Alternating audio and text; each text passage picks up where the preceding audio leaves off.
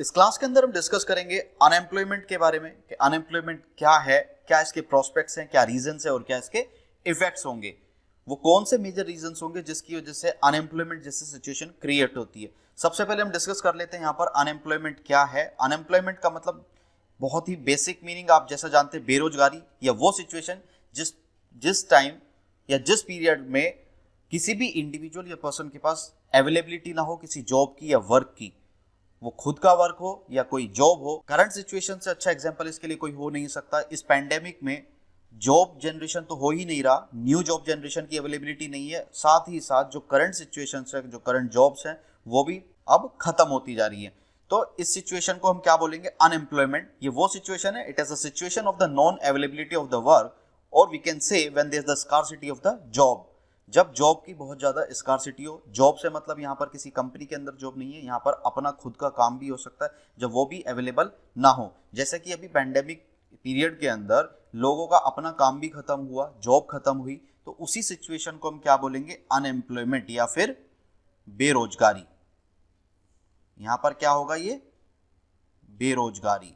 Next हम देखेंगे unemployment की टाइप्स क्या क्या होंगी। देखिए अनएम्प्लॉयमेंट को अलग अलग कैटेगरी के अंदर डिवाइड किया गया है। कुछ इसकी मेजर कैटेगरीज हैं यहाँ पर। सबसे पहले देखिए इस पीरियड के अंदर क्या यहाँ पर लिखा हुआ है कि during unemployment a person is in search of A work या सर्च ऑफ अ जॉब। जब कोई भी पर्सन अनअवेलेबिलिटी होने की वजह से, कोई वर्क ना होने की वजह से हमेशा एक जॉब की सर्च में रहता है, काम की तलाश में रहता है, उस सिचुएशन को अनएम्प्लॉयमेंट कहा जाता है। अनएम्प्लॉयमेंट किसी भी कंट्री के लिए कभी भी एक अच्छी सिचुएशन नहीं हो सकती, खासकर इंडिया जैसी इकोनॉमी के लिए, क्योंकि यहाँ पर यूथ की अवेलेबिलिटी सबसे ज़्यादा है।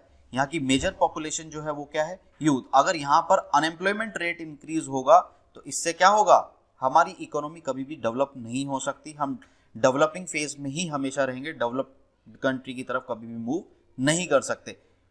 सो we have to eradicate this situation, हमें इसको रिमूव करना ही होगा। अब उसके लिए कुछ ऐसे सोर्सेस होंगे, कुछ हमें ऐसे एक्शंस लेने होंगे, कुछ ऐसी स्ट्रेटजीज बनानी होगी। हमारे से यहाँ पर मतलब है गवर्नमेंट जो कंट्रोल करती है, जिसके हाथ में पूरा एडमिनिस्ट्रेशन होता है, तो इस तरीके की पॉलिसीज जनरेट की जाती है जिससे कि हमारी इकोनॉमी मूव करे अनएम्प्लॉयमेंट जैसी सिचुएशन को रिड्यूस करने के लिए। और से ही क्या चीज जनरेट होती है, पॉवर्टी, गरीबी। जब अनएम्प्लॉयड होगा पर्सन तो यहाँ पर पॉवर्टी रेट भी ज़्यादा बढ़ जाएगा और इसके बहुत सारे इफेक्ट्स होंगे, जिससे कि लिटरेसी रेट भी कम हो जाएगा। अगर अनएम्प्लॉयमेंट जैसी सिचुएशन एक कॉन्टिन्यूस पीरियड के लिए बनी रहेगी तो उससे पॉवर्टी जनरेट होगी। जो पर्सन हैं, जो इंडिविजुअल हैं, जो भी लोग सोसाइटी के अंदर रहते हैं, वो अपने बच्चों को या अपनी जनरेशन को अच्छे से नहीं पढ़ा पाएंगे, या वो हमारे पास फैसिलिटीज़ अवेलेबल नहीं होंगी, जिससे कि लिटरेसी रेट पर भी इम्पैक्ट आएगा। लिटरेसी रेट क्या होगा, कम हो जाएगा, रिड्यूस होगा, जिस लिटरेसी रेट की वजह से भी डेवलपमेंट के चांसेस बहुत ज़्यादा कम होंगे। यही रीज़न होता था कि जिससे पहले कि इंडिया जो है एक एग्रीकल्चरल कंट्री कही जाती थी, क्योंकि यहाँ की मोस्ट ऑफ द पॉपुलेशन किस पे डिपेंडेंट थी, एग्रीकल्चर के ऊपर। जबकि किसी भी कंट्री का डेवलपमेंट ज़्यादातर डिपेंड होता है इंडस्ट्रीज़ के ऊपर। जब तक इंडस्ट्रियल डेवलपमेंट नहीं होगा, टेक्नोलॉजिकल डेवलपमेंट नहीं होगा, टेक्नोलॉजिकल एडवांसमेंट नहीं होगा, तब तक कोई भी इकोनॉमी डेवलप नहीं हो सकती। तो ये कुछ बातें थी अनएम्प्लॉयमेंट के बारे में, अनएम्प्लॉयमेंट की सिचुएशन के बारे में, अनएम्प्लॉयमेंट के इफेक्ट्स के, उससे क्या क्या इफेक्ट हो सकते हैं। अब यहाँ पर मूव करते हैं हम टाइप्स ऑफ अनएम्प्लॉयमेंट की तरफ। सबसे पहले हम टाइप की तरफ मूव करते हैं। यहाँ पर सबसे पहले टाइप देख लेते हैं, यहाँ पर इनवॉलंटरी अनएम्प्लॉयमेंट। देखिए इनवॉलंटरी अनएम्प्लॉयमेंट क्या होगा। इनवॉलंटरी अनएम्प्लॉयमेंट का मतलब है कोई भी इंडिविजुअल या पर्सन जॉब की सर्च में तो है, लेकिन जॉब की अवेलेबिलिटी या वर्क की अवेलेबिलिटी अभी नहीं है, तो उसी सिचुएशन को इनवॉलंटरी अनएम्प्लॉयमेंट कहा जाता है। It is the situation in which an individual is willing to work but unable to find the work. वो जॉब की सर्च में है बट वर्क उसको अवेलेबल नहीं है, इजीली अवेलेबल नहीं है या फिर हार्डली अवेलेबल है। उस सिचुएशन को हम क्या बोलेंगे, इनवॉलंटरी अनएम्प्लॉयमेंट। यहां पर मूव करेंगे हम वॉलंटरी अनएम्प्लॉयमेंट की तरफ, जो सेकंड टाइप है अनएम्प्लॉयमेंट के अंदर। वॉलंटरी अनएम्प्लॉयमेंट का मतलब है जानबूझकर। देखिए यहां पर वॉलंटरी के लिए हम वर्ड यूज कर रहे हैं जानबूझकर। हमने यहां वर्ड इसलिए यूज किया क्योंकि ये वो सिचुएशन है जब जॉब की अवेलेबिलिटी होगी, वर्क की अवेलेबिलिटी होने के बावजूद इंडिविजुअल या पर्सन उस काम को नहीं करना चाहते, तो उस सिचुएशन को वॉलंटरी अनएम्प्लॉयमेंट कहा जाता है। It is the situation in which an individual is not willing to work even when the work is available.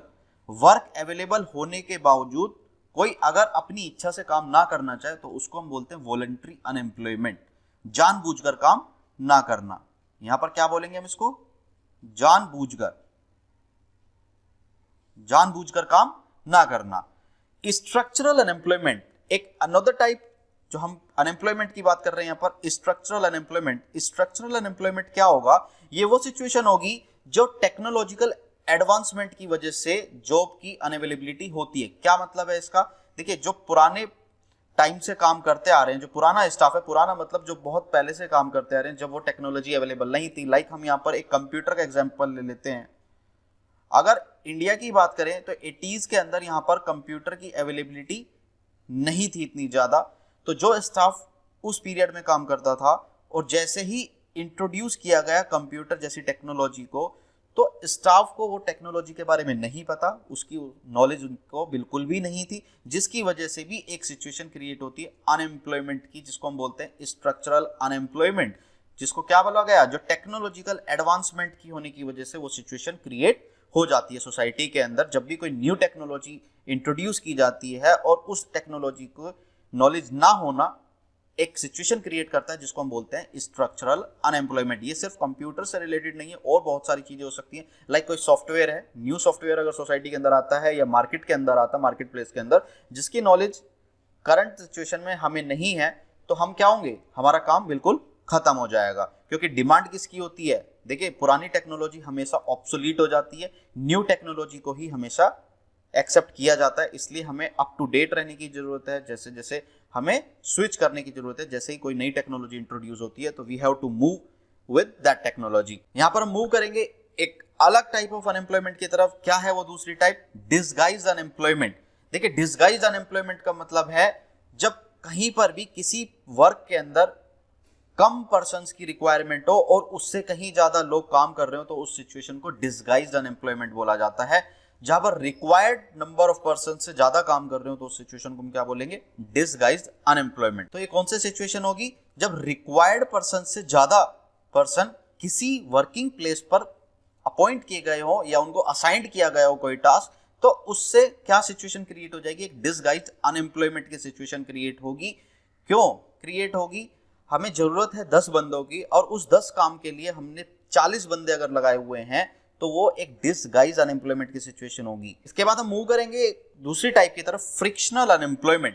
देखिए फ्रिक्शनल अनएम्प्लॉयमेंट का मतलब क्या होगा, इसको कई बार हम सीजनल अनएम्प्लॉयमेंट से जोड़कर भी देखते हैं, सीजनल अनएम्प्लॉयमेंट, लेकिन यहां पर हम बात कर रहे हैं फ्रिक्शनल अनएम्प्लॉयमेंट की। देखिए फ्रिक्शनल अनएम्प्लॉयमेंट का मतलब है जो एक फ्रिक्शन, देखिए फ्रिक्शन वर्ड से ही आपको समझ में आ रहा होगा, फ्रिक्शन जो एक शॉर्टर ड्यूरेशन के लिए हो। किस ड्यूरेशन के लिए हो, यहां पर हमने बात की है, देखिए यहां पर ये एक शॉर्टर ड्यूरेशन के लिए होगा। जब unemployment is for shorter duration, in that situation it is called friction unemployment. उस सिचुएशन में इसको क्या कहा जाता है, फ्रिक्शन अनएम्प्लॉयमेंट, जो कुछ टाइम के लिए होगा और उसके बाद वो अनएम्प्लॉयमेंट की सिचुएशन खत्म हो जाएगी, तो उसको हम बोलेंगे फ्रिक्शनल अनएम्प्लॉयमेंट। देखिए यहां पर अगर फ्रिक्शनल अनएम्प्लॉयमेंट का भी एग्जांपल लें तो हम कोविड-19 से भी इसको जोड़ सकते हैं। कोविड-19 एक परमानेंट सिचुएशन नहीं है, ठीक है, ये अभी कुछ टाइम के लिए चल रही है। इससे क्या होगा, एक शॉर्टर ड्यूरेशन का अनएम्प्लॉयमेंट क्रिएट हो जाएगा, शॉर्टर ड्यूरेशन के लिए, लेकिन फाइनली क्या होगा, it will comes to an end, इस खत्म होगा, उसके बाद इस जो अनएम्प्लॉयमेंट की सिचुएशन है पूरी तरीके से खत्म हो जाएगी, तो इसी को बोलेंगे हम फ्रैक्शनल अनएम्प्लॉयमेंट। नेक्स्ट यहां पर मूव करेंगे हम अंडर अनएम्प्लॉयमेंट। देखिए अंडर अनएम्प्लॉयमेंट का मतलब है, अंडर अनएम्प्लॉयमेंट की सिचुएशन के अंदर क्या होगा कि जो पर्सन वर्क कर रहे हैं उनको पे नहीं मिल रहा उनकी अकॉर्डिंग टू देयर क्वालिफिकेशंस, जो उनकी क्वालिफिकेशन है, जो उनका डिजायर्ड लेवल होना चाहिए पे आउट का, वो उनको नहीं मिल पा रहा, तो उसको हम बोलेंगे अंडर अनएम्प्लॉयमेंट। या किसी पर्सन को अगर अपनी क्वालिफिकेशन, ज्यादा क्वालिफिकेशन होने के बावजूद भी एक कम पैसों के अंदर, कम अमाउंट के अंदर उस जॉब को करना पड़ रहा है, तो उसको हम अंडर अनएम्प्लॉयमेंट बोलते हैं। ये भी एक रीजन है, देखिए ज्यादा जॉब ना होने की वजह से लोग क्या होंगे, बहुत ज्यादा क्वालिफाइड होने के बावजूद भी उस लेवल की जॉब को नहीं कर पाते जो वो करना चाहते हैं। तो ये सिचुएशन कब पैदा होती है, ये होगी अंडर अनएम्प्लॉयमेंट के टाइप पे, इसी सिचुएशन को अंडर एम्प्लॉयमेंट बोलेंगे। यहां पर नेक्स्ट टाइप की तरफ मूव करेंगे, सीजनल अनएम्प्लॉयमेंट। देखिए सीजनल अनएम्प्लॉयमेंट का मतलब क्या होगा, जो सीजनल फ्लक्चुएशंस की वजह से हो, जैसे कि winter, summer, autumn, winter, summer. अब ये कैसे इंपैक्ट करेगा, मान लीजिए किसी का वर्क है वूलन प्रोडक्शन का, कोई वूलन आइटम्स क्रिएट करते हैं, और वूलन आइटम कब यूज होंगी, विंटर के अंदर, तो समर के अंदर क्या होगा, उनके पास काम खत्म हो जाएगा। तो यहां पर हमने बात की विंटर के अंदर वूलन प्रोडक्ट्स की। अगर नेक्स्ट यहीं पर हम समर के अंदर बात करें तो आइसक्रीम, कोल्ड ड्रिंक्स। यहां पर आप ये नहीं कह सकते कि ये चीज यूज नहीं हो रही, अगर वो मैक्सिमम लेवल तक रिड्यूस हो जाए तो उसको भी अनएम्प्लॉयमेंट की सिचुएशन कहेंगे। अगर ये इसकी डिमांड अगर 60% तक रिड्यूस हो जाती है तो वो भी क्या होगा, जो 60% का बार था उन लोगों का क्या होगा, काम खत्म हो जाएगा। तो इसीलिए इसको सीजनल अनएम्प्लॉयमेंट बोला जाता है, जो सीजन की फ्लक्चुएशंस की वजह से कोई डिमांड के अंदर कमी आने को सीजनल अनएम्प्लॉयमेंट बोला जाता है। साइक्लिकल अनएम्प्लॉयमेंट, देखिए साइक्लिकल अनएम्प्लॉयमेंट क्या होगा, इकोनॉमी के अंदर जो साइक्लिकल फ्लक्चुएशंस होती हैं, क्योंकि बिजनेस के अंदर या किसी भी वर्क के अंदर अलग अलग फेसेस होंगे, वो ग्रोथ की तरफ होगा, बूम की तरफ होगा, राइज होगा, या फिर डिप्रेशन की तरफ एक सिचुएशन में आ जाएगा। तो उसी के अकॉर्डिंगली जब अनएम्प्लॉयमेंट पर इंपैक्ट पड़ेगा, कोई बिजनेस बूम पर है, कोई डिप्रेशन की तरफ जा रहा है, तो इससे क्या होगा, अगर डिप्रेशन की तरफ जाएगा, करंट सिचुएशन में फैक्ट्रीज का काम बंद हो गया। हम मारुति का एग्जांपल ले लें, मारुति के अंदर क्या हुआ, लॉकडाउन होने की वजह से सारी प्रोडक्शन को कैंसिल आउट करना पड़ा। क्यों, क्योंकि सेल्स नहीं हो रही, सारे उनके शोरूम्स बंद हो गए, सब कुछ उनका बंद हो गया। तो उससे क्या होगा, फ्लक्चुएशंस हुआ, इकोनॉमी पर इंपैक्ट पड़ा। इकोनॉमी पर इंपैक्ट पड़ने की वजह से क्या हुआ, देखिए बिजनेस साइकिल पूरी तरीके से रिड्यूस हो गई, पूरी सेल्स जो है निल हो गई, पूरी ना के बराबर सेल होने की वजह से वो उनको पूरे के पूरे शट डाउन करना पड़ा कुछ टाइम के लिए। तो उससे क्या होगी, एक सिचुएशन क्रिएट हो जाएगी जिसको हम साइक्लिकल अनएम्प्लॉयमेंट बोलेंगे, या फिर इकोनॉमी के अंदर साइक्लिकल फ्लक्चुएशंस होना। तो ये कुछ मेजर टाइप्स थी अनएम्प्लॉयमेंट की जो हमने आपको डिस्कस की ही, आपकी कुछ 8 इंपॉर्टेंट अनएम्प्लॉयमेंट की टाइप्स थी।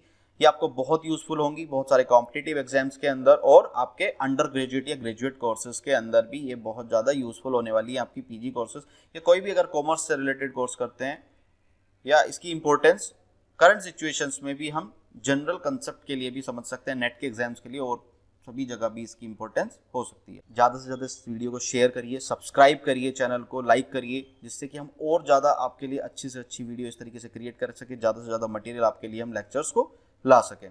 Thank you.